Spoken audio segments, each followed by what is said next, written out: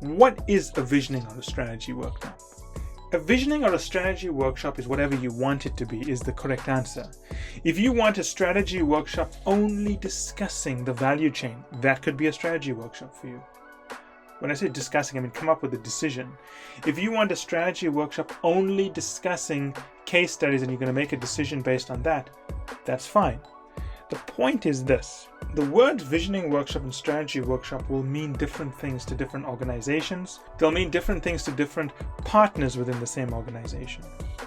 The way I have defined it when I structured the study with the other partners is that the visioning workshop or strategy workshop is where we will make major decisions, and there'll be two of them. One will be to limit the scope of analysis, and the second one will be to validate the options or the option that we've decided to move on from the limited scope of analysis.